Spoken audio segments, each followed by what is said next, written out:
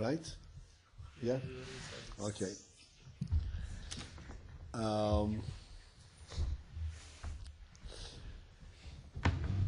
Okay, this Pasha Lech Lecha.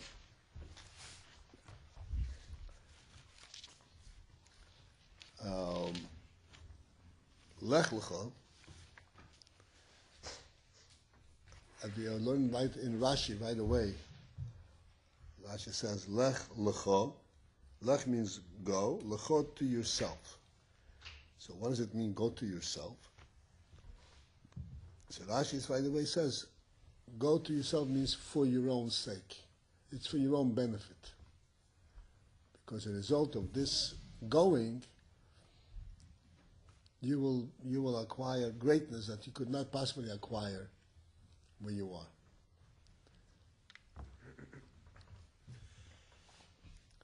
And that means that Hashem said to Abraham that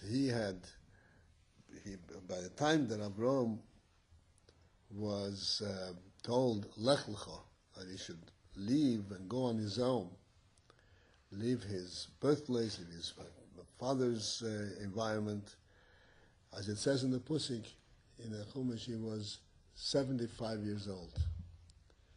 He wasn't exactly a fledgling. And these 75 years were very, very active and productive years. As the Chumash says, that that they were nefesh, that there were souls that they made. In other words, they already had a whole community of people, of followers, that here they had brought into the fold. And yet Hashem says to him, this is nothing in comparison to what you have in store, which you will accomplish by leaving this place and going where I'm going to lead you into. Lord, I shall record the land that I will show you.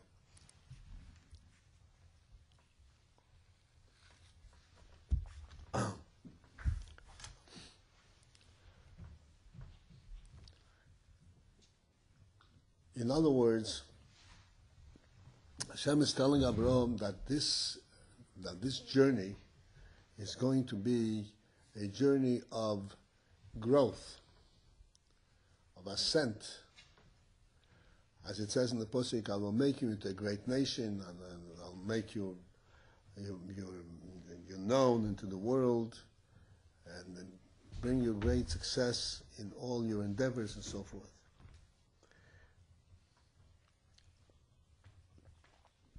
And then Abraham, of course, packs up and he goes. He takes everything with him and starts going on the journey. And ultimately they're aiming to Eretz Canaan, to go to Eretz Yisrael. And as soon as he arrives in Eretz Yisrael, what happens? Huh? Hunger. Is that what you said? Yeah. A famine. And the famine apparently was so severe that Abraham was forced to leave and to go to Mitzrayim, to go to Egypt. Mitzrayim was not a very pleasant place for Abraham. It was a place full of impurities, full of decadence, immorality. But Abraham had to go there. And as you learned also that as a result of his going to Mitzrayim, he was concerned coming to Mitzrayim, what's going to happen? What's going to happen with his family? What's going to happen with Sarah? What's going to happen? He's going to this decadent place. And as a matter of fact, his concern was borne out because he actually took Sarah away. So the Chumash narrates it in two little sentences. Amalek came on. You can imagine what type of experience that was for Abraham and Sarah to be taken into Parah's house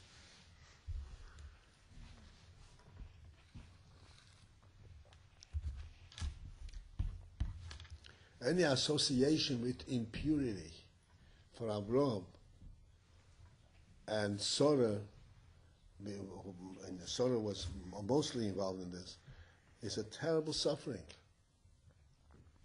And it's not just a suffering because they're uncomfortable, but because thereafter they have this great task of getting it out of their system. Not a simple thing.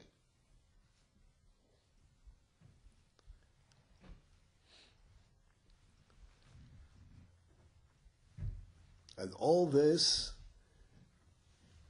in line, so to speak, in the plan of Hashem says, this is where you're going to become great. And this is where you're going to grow to such heights that you could not possibly grow in this in this place where you are, where you built up a whole nation, whole community.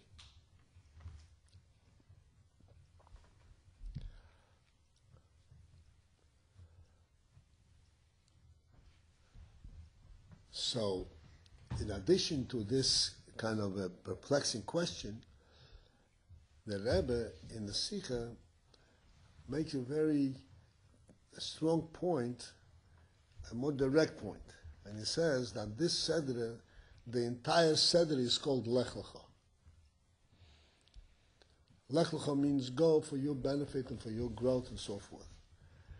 So even though that we'd say that, okay, there was ups and downs and so forth, but ups and downs, we understand that in a person's growth there is ups and downs. But the Torah refers to the ups and downs also as a halicha, as going upwards. Because the whole Seder has this one name that applies to everything in the Seder. Not just the up, but the down as well is also included in that reference of this name Lech Lecha.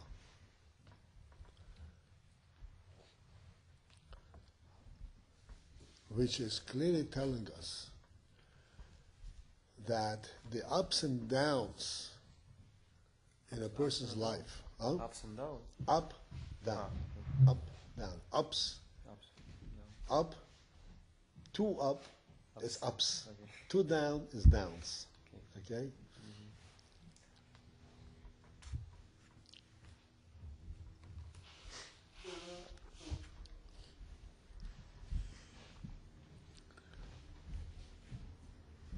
All of that, even the down, is also a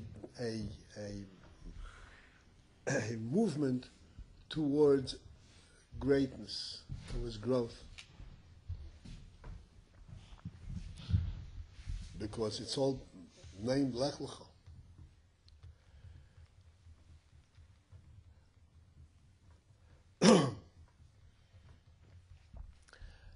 The other points out that you know that we have two Talmudim. We have Talmud Bavli and Talmud Yerushalmi. Everybody's familiar with this? Talmud Bavli, the Babylonian Talmud, it was learned in Babylon, in exile. And then there was Talmud Yerushalmi. Yerushalmi means Yerushalayim, the Talmud that was composed, that was put together in Eretz Israel.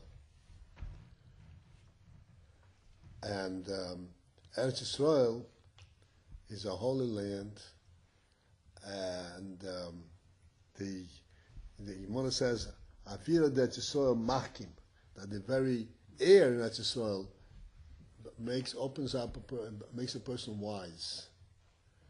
So that the method of learning in Eretz Yisrael was a totally different method. It was a very high, rich method of learning.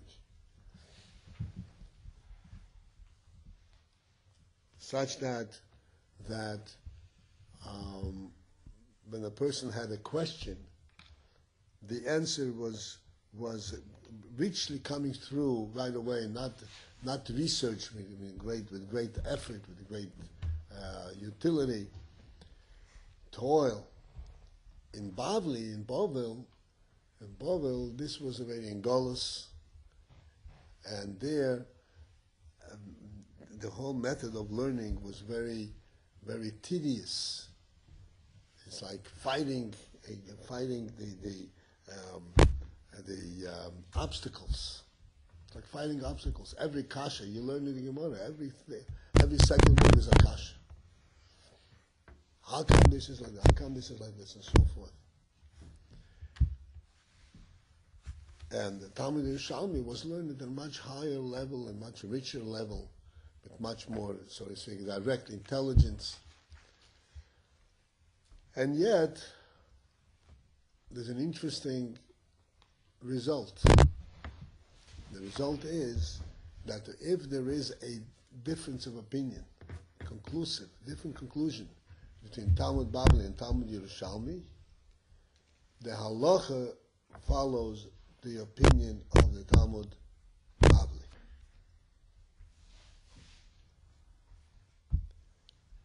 Because through this toil and through this hardship, through this hard work,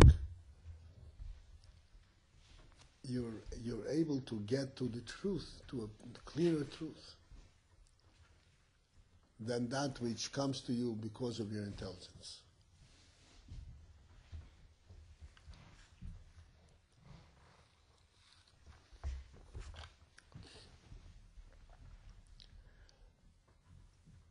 So this is just one example of this phenomenon, that as a result of obstacles and as a result of toil,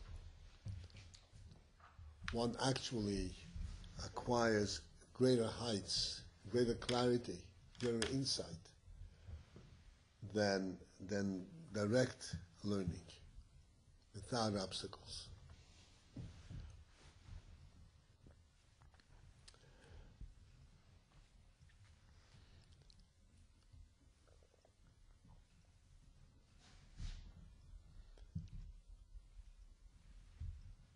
In general,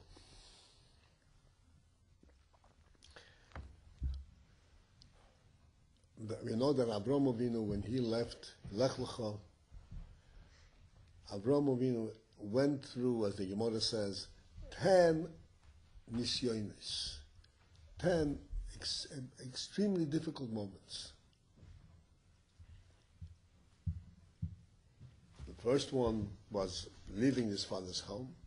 Second one was going down to Egypt, and when the son was taken away. And then then there was Sdoim, he had to go find the Malachim, the four kings, all kinds of different difficulty that he went through, Nisyonis, all the way to the mitzvah of Mila, all the way to what's going to be next week, the Akedah, what we say every day, the Akedah Yitzchak. And each one of these difficult moments, each one was more severe at a higher level than the other one, than the previous one. And each one of them was affected, brought about by Avraham, a deeper cognizance, a deeper revelation of his own soul. It's interesting that in Hasidus, in the Kutei Torah, in the Torah Eir, it says, Lech Lecha. Lech Lecha means go unto you. It says, you means, how does it go to you? It means go to the source of your soul. Lechu, go to your real essence. A person acts in this world based on his experience, based on his understanding of the circumstance. But everyone has a neshama, and mostly we are hardly aware of what the neshama, what the neshama is saying. We're using, at best we can use our logic, we can use our intelligence. Lech Lecha means go and rise up to the point where you actually reveal the essence of your neshama, and that comes as a result of all the obstacles that you will encounter. And therefore the Rebbe explains that the Posek in the Torah is actually telling us that as a person goes through life, and he's encountered and he goes through, he makes an effort to rise and so forth. And in the process, he has obstacles. And during the obstacle, he falls down. He goes to Mitzrayim, and he has all kinds of different experiences. Ultimately, this is instrumental in raising the person.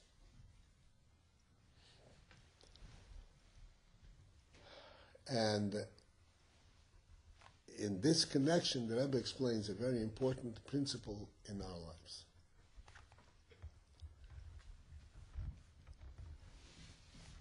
There are definitely, in everyone, every person has up moments, higher moments, lower moments. And then there are moments where he actually fails. He has a nisoyon. He is confronted with some kind of a nisoyon, of a difficult situation, something that challenges his Yiddishkeit, something that challenges his resolve, his strength, his spiritual strength, and he fails. So then, after that, he catches himself.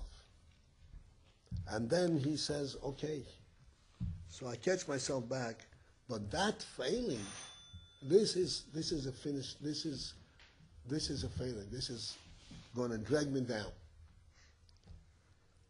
There's no way I can use that for benefit. So the Rebbe says that's not true. Even the failing, ultimately, as somebody said, even the failing, failing. Mm-hmm. Person made a mistake, right? Even the failing ultimately becomes a positive force and helps him to rise higher.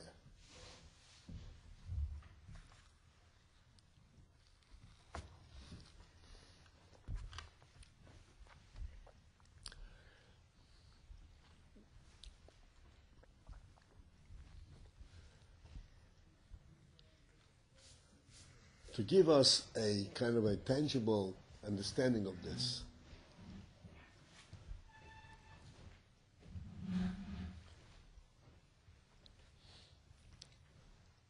we know, the human being, the person has intelligence, he has life, he has intelligence, he has emotions. And then he is associated with gashmis, with food and drink and sleep and all kinds of physical involvement. Now the physical involvement, this seems to be interfering with his spiritual perspective. When I sit and learn, then I feel the spirit of the Torah, spirit of the godly spirit. When I become, even if I'm hungry, or especially if it's not from hunger, it's because I just like this food, then I lose that sense. I kind of fall down from my human level, and I kind of become lower. So even though this is something which, okay, this is part of life and so forth, but in essence, this is something which goes against, which interferes with his spiritual growth.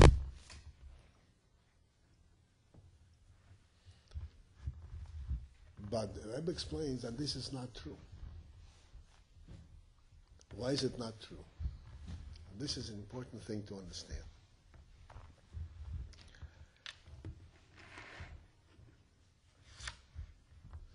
One of the most difficult things to understand and to relate to is the godly presence in the world.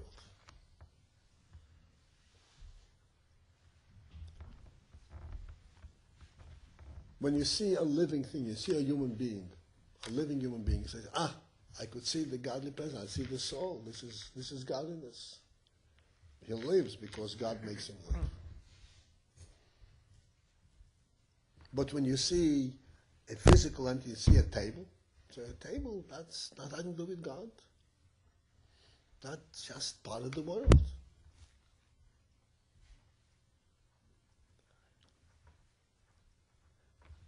This is the two, so to speak, contrasts. But between them, there is all kinds of different levels. You know what we call Hashgacha Protis. Everybody knows Hashgacha Protis. You know, divine providence. When there is some kind of an unusual occurrence, we see right away, that was a divine providence. That was a godly effect. But then, when you turn back into the world, you see just world.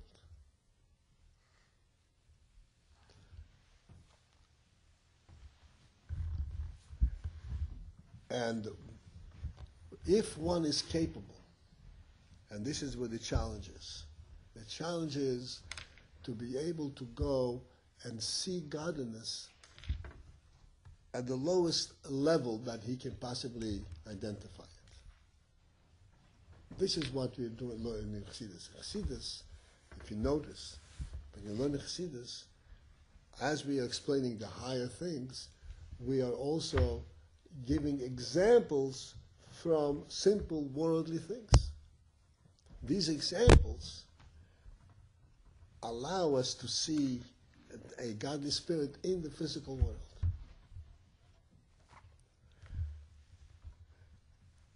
Those that recognizing and be able to recognize and to relate and to identify the godly spirit in the physical world, this is the real challenge of life.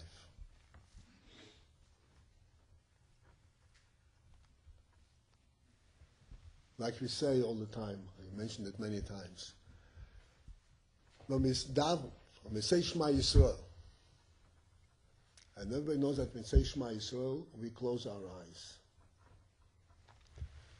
Why do we close our eyes? Because at that moment, we are not studying the world. We are asking our neshama, what do you think? We close our eyes and say, what do I really think? Deep down in my soul.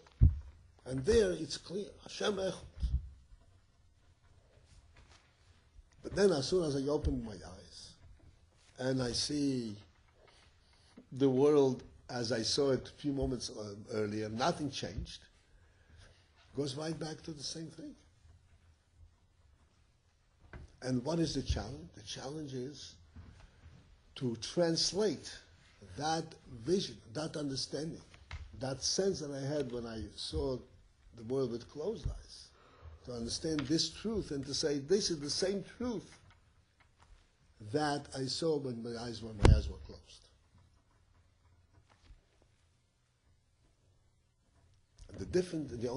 It's a transition, and this is why between Shema Yisrael and V'ahavta we say Baruch Shem Kol Malchus Eloheinu Bo'ed.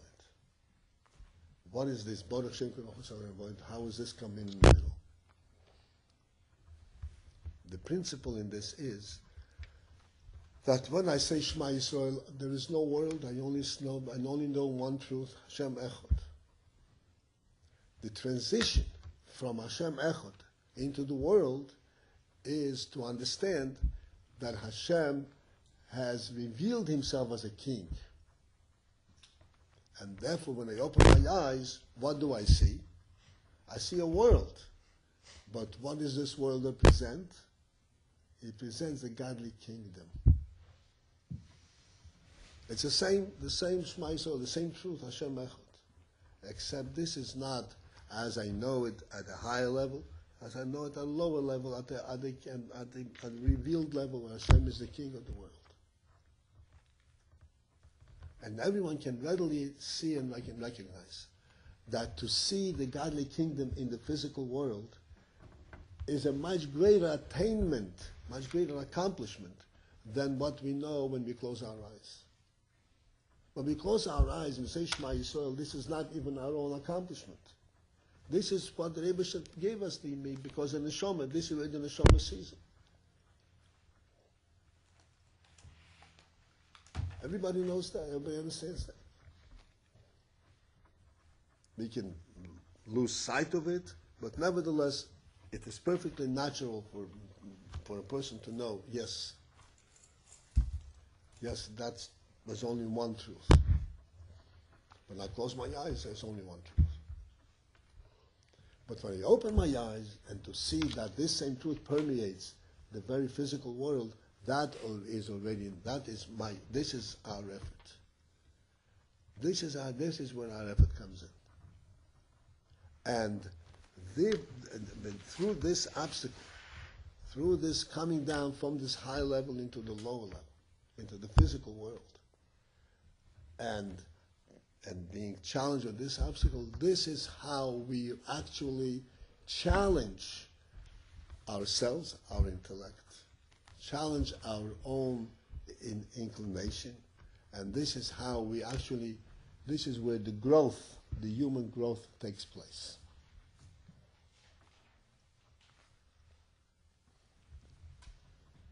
What is human growth? Growth is not, I know what the truth is. Growth is, I live with the truth. This is what I stand for. This is how I relate to my own life and to the world. That's real growth.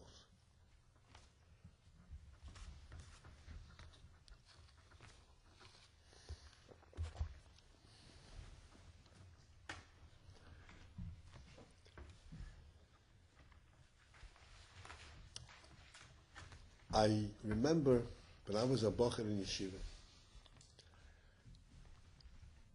It goes back a few years, more than 10 years. Can you imagine that?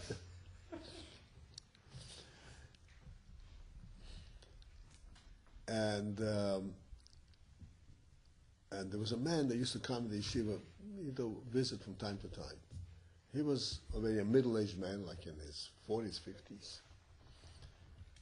I used to talk to him. This man also was a yeshiva bocher at one time. He came from a choshev family. His father was a rav or whatever.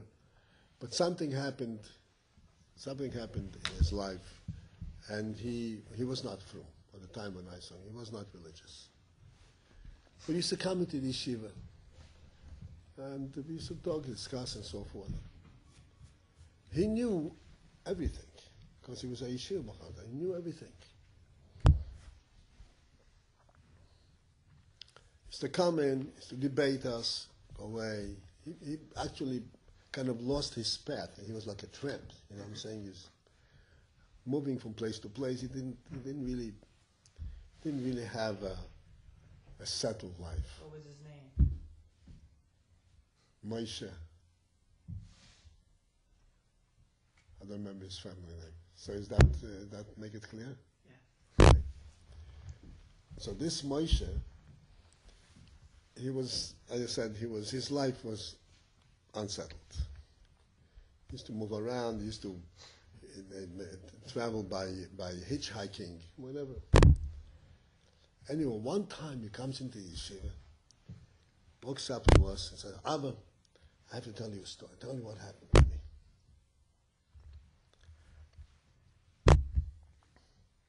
I was in this place,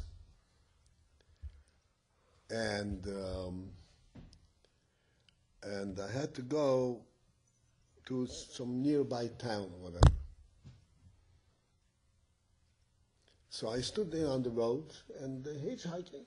That's my regular thing. And the day is moving on. The day is waning. The sun is setting, and nobody stops. Nobody stops. And I know that once the sun sets, once in the dark, nobody's going to pick you up. In the dark, people don't see you, they don't know who you are. On this, they judge, are you safe or not, but in the dark, nobody's going to pick you up. And I'm standing on the road, and nobody's picking you up. And at one point in time, I decided to finish. I'm not going to pick it up. Therefore, I have to walk to this town. It's a very long walk. So I started walking on the road as a little bit depressed, dejected. And evening came and became a little chilly, and on top of it, a little light rain started coming down. I was miserable, just to put it mildly. And I'm walking. And what does a person do when he's in that condition? He starts talking to God. Okay, God, show me that you really did. Show me that you really know what's going on with me.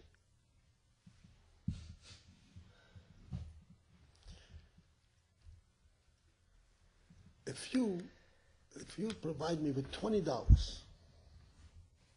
I had $20 right now. What would I do? $20 in those days was a meaningful amount of money. Not wealthy, but $20 you can buy a ticket and go by bus. If I had $20, first of all, I'd go down to town over here and I'd buy a ticket on the bus and go to the other place. And then I would register in a hotel, I would go into a hotel. I would take a good bath and I would have a good night's sleep. So, God, are you there? And I'm walking like this, and I started so convinced that I'm going to get these $20 that I started looking under the bushes. Maybe there's going to be somebody lost or whatever. God has put the $20 bill someplace. And he tells me he's walking in this rain, in this misery, looking for those $20. As he's walking in this darkness and in the rain, a car stops. A few, 100 feet ahead, which is totally unusual because nobody stops in the middle of the night. So I walk up to the guy. I said, I'm surprised you stopped. He said, I see you're not very comfortable. Come in, I'll give you a ride. Come on. Takes him in. And they're riding up to the next town, the town where he wants to go. And he thanks him. Thank you very much. This is really an amazing thing what you did. Really appreciate it. And as he opens the door, he's going on. He says, "Come here. I see you're cold. You're miserable." He says, "I'm gonna take this $20. Go into a hotel and have a good night's sleep." Just like that. Oh yeah, I forgot to mention something else. Very important mention. As I was talking to God, I was making a promise. If you provide me those $20, I'm going to go back. I'm going to become what I used to be. I'm going to change my ways. I'm going to become Moshe, the original Moshe. Oh wow, the original Moshe. Yeah, as I was. Yeah, the sandwiches in the implication. Makes sense. I'm going to go back here. So here, almost verbatim means in the same words as he was thinking. The guy says to him, "Here's $20. Go into a hotel and get yourself a good bath and have a good night's sleep." Just like that. So he says he came out of this car. He says, "I was looking at the $20. I didn't believe it's real. I thought it was my imagination. In a circumstance like this, a person becomes to hallucinate. I thought I was imagining." So I went into a store just to change, to make sure that, people believe that this is real $20. It's not just... Anyway, and I did exactly that. I went into a hotel, and I got myself a room, a good deep bath, and I had a good night's sleep. And then in the morning, I woke up, I was back the same guy. You know how it is, right? You know how it is. I went right back. Nothing changed. Nothing changed. This is how strong the worldly concealment is.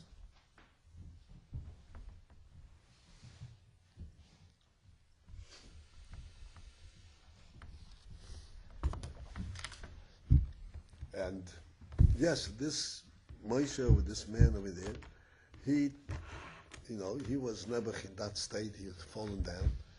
But the truth is that each one of us, on a smaller scale, has a similar challenge from time to time. And our challenge is to recognize the truth as we know it when we are contemplating on it, like when we close the eyes, how to apply it to daily life, to the reality.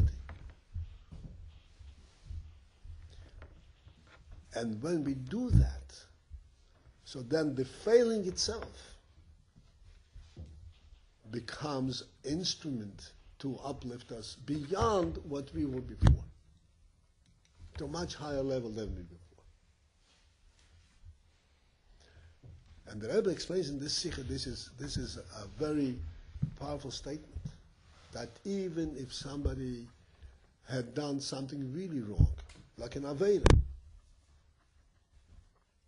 and he says to himself, finished, that's the end.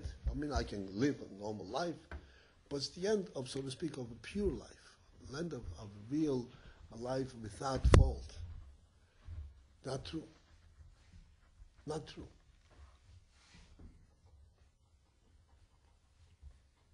Because the impetus, the force of the tshuva, the force of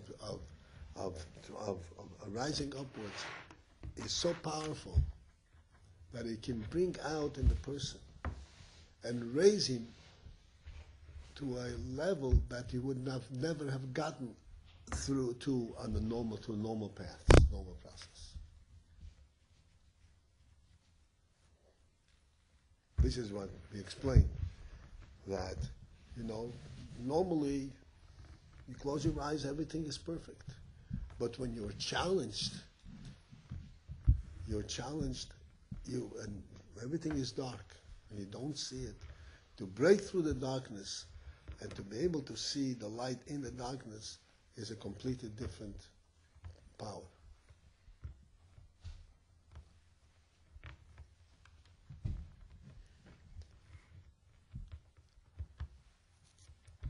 To bring it back to simple, I'm not talking about Avedas or anything like this, a simple daily routine, daily life.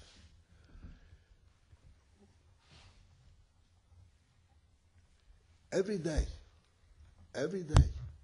each one of us is challenged with small things.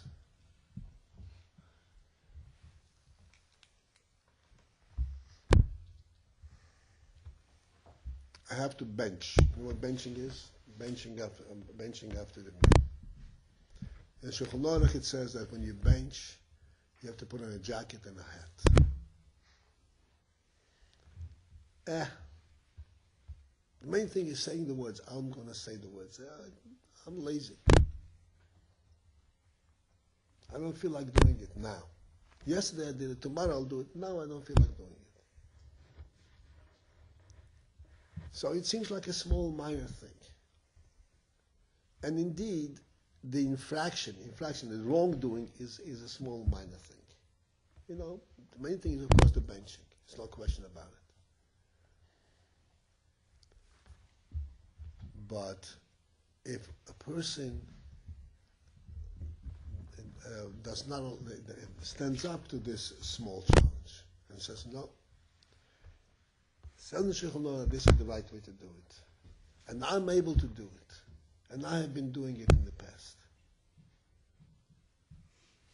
And so therefore this laziness, this sense of, I'm not going to do this way. Where is it coming from? From the Yetzer Tov or from the Yetzer Hara? Is it coming from the spirit or is it coming from this spirit? Right? This small little debate that a person has with himself and decides on the positive, it is a small debate, it's a one moment of victory, but it is a real victory. It changes eventually the whole personality of the person.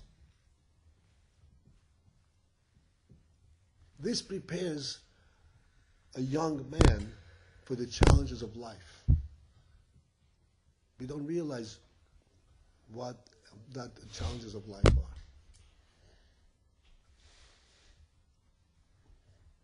This prepares a person for the bigger challenges. When one knows, I have the strength and I have the spirit and I want to do it right and I do it right, that makes a man a man. That makes him strong. Makes him a man of a conviction. That brings his intellect into his life, into his practical life. It's not just for doing that which is convenient. It changes the whole person. This is, the Rebbe explains the Pasha in Avraham Avinu. Avraham Avinu had to be sent out into the world and being facing all kinds of different challenges because he had to create a nation, an eternal nation. That Yitzchak was not born until Avraham was 100 years old. Why? To torture Avraham? To give him the pain? Because Avraham, with all his greatness, did not reach that level to have Yitzchak and to give birth to, so to speak, to this eternal nation until he was 100 years old. And throughout all of these challenges.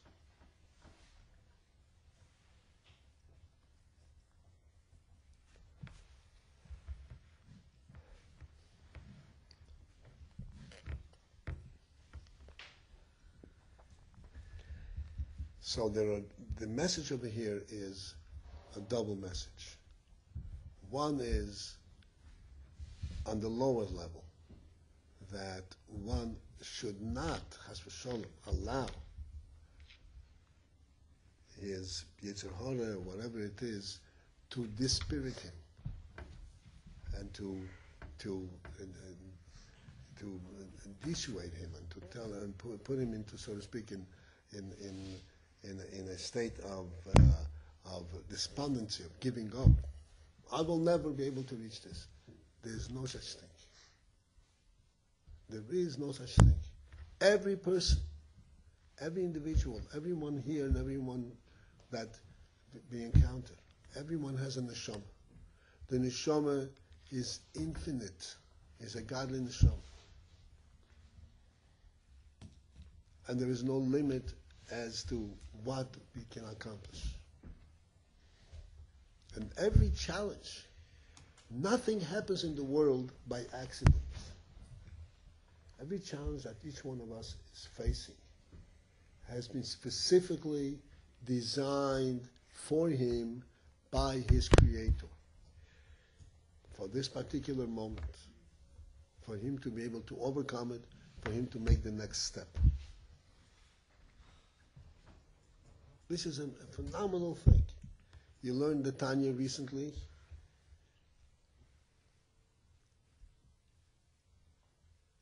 The last Perek in Tanya that we learned, the long Perek, the Tzavor Zorivosh, where the Rebbe says, it says, if you think that something happened to you not by Hashor Potis, this is Avodah Zarah.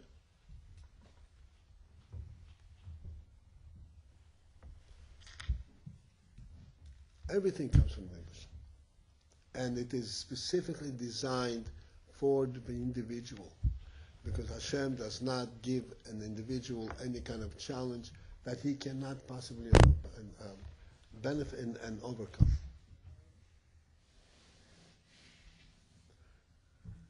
So this is number one, so to speak, on the lower level, on the bottom level. There's no such thing as giving up. Everyone has the courage to rise up, no matter from where he has to rise up from. And the second thing is that these things are not just to rise up and to correct, to wash, so to speak. I have dirty hands, so I'm washing them so they won't be dirty. No. They become pure. They become more pure than they were before.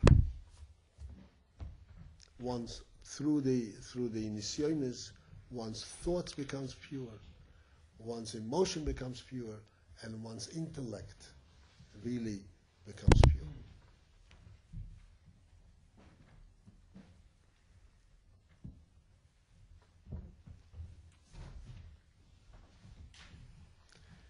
Just to tell you one quick story, there was a very holy man known as the Alshich. There's a big sefer, the Alshich. The Alshich was a big makubal in the time of the Arizal. The Alshich was a simple man. By nature, he was a simple man. But he was a very pious man. Pious, frum, religious, very good person. And one of the special things that he did, he was a wealthy person, and he had an open house. He would always have people in his house, no matter who it is, no matter what he looked like, he would invite him to his house. He would feed him, he would clothe him, he would take care of him. This was his big mitzvah.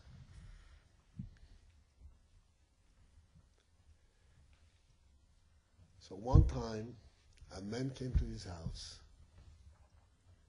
who was ugly, dirty, and not very respectable. And he acted in a very low level way, screaming, give me more, give me more. And the Alshich started feeding him. So he ate it up and says, give me more. That's all he can. Very ugly, very unpleasant. And this went on for a long time. And whatever food the Alshich prepared was never enough. And he went and he shechted another chicken. The whole story about this, okay? Anyway, to make the story short, come to the end. This was a Nisoyin, this was a Lior Hanavi. And as a result of the Alshich not questioning and going through, this was like a challenge even to him, even though that he was already Barachos Sorchim, it was something that was challenging to him. And he did not question at all. He was given, his mind opened up. And he became a scholar eventually. This was his great hope, great thirst to be able to learn. Became a scholar to the extent that he wrote a very important sefer. It's called the Alshich on the Chumash. So this is a unique story, but all of us are unique in our own way. Every person is unique in his own way. That we do not, we shouldn't complain about difficulties that we have.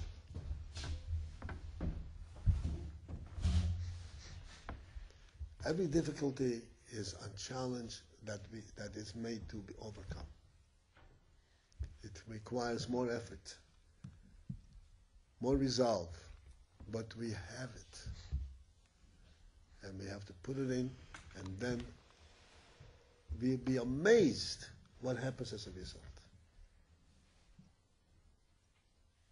And I can say without the fear of being wrong, everyone, when they are challenged, and they have any sin, and they don't give in, and they actually break through it, they feel elated, right? Feel great, feel like a mensch.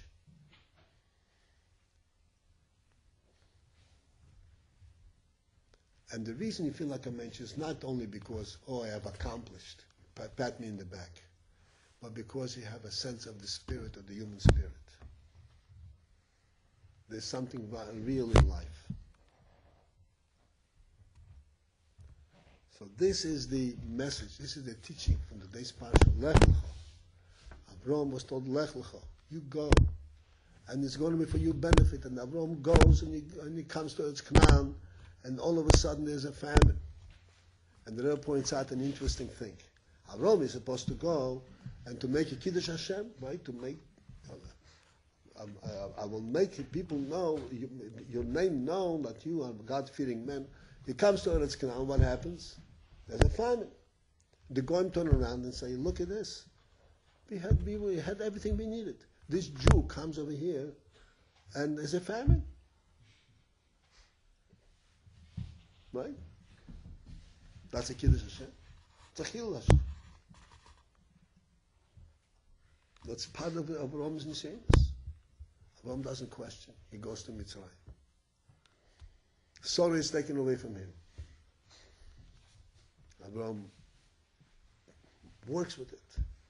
You can imagine, I said before, just project a little bit what though that means. When Pana took away Sarah, it's not some thug took away Sarah, you call the police and get it out of there. Pana, what's going to be now? Right? The big king of this nation. And he's giving me, instead of Sarah, camels and donkeys. What's good?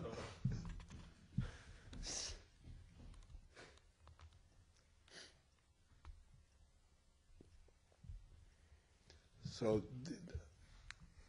these are challenges that all of us, in our own relative way, have to know that everything that comes, every challenge, this is meant for your benefit. It's a Lech Lecha.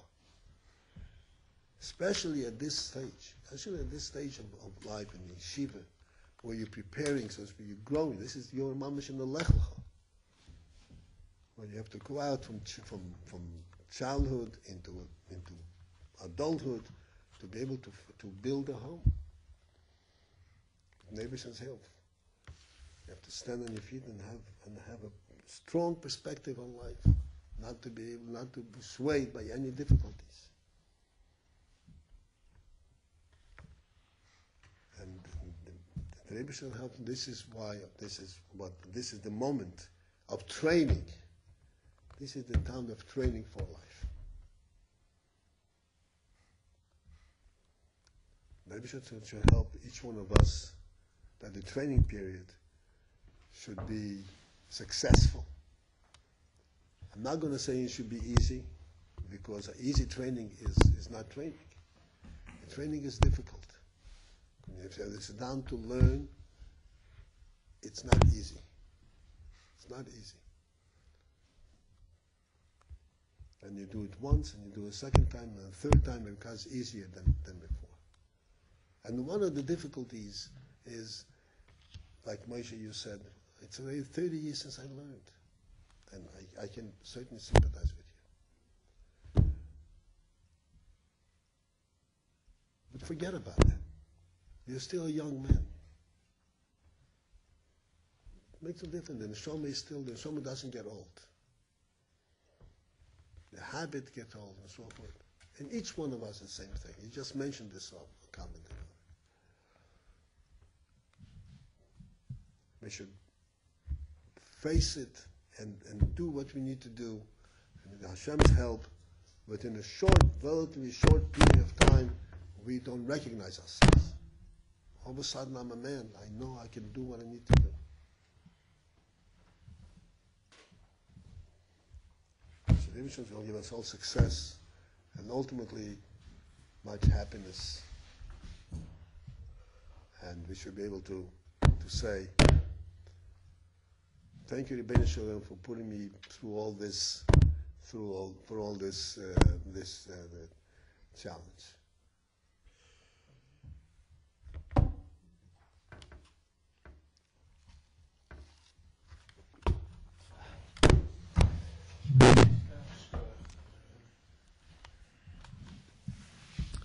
Okay.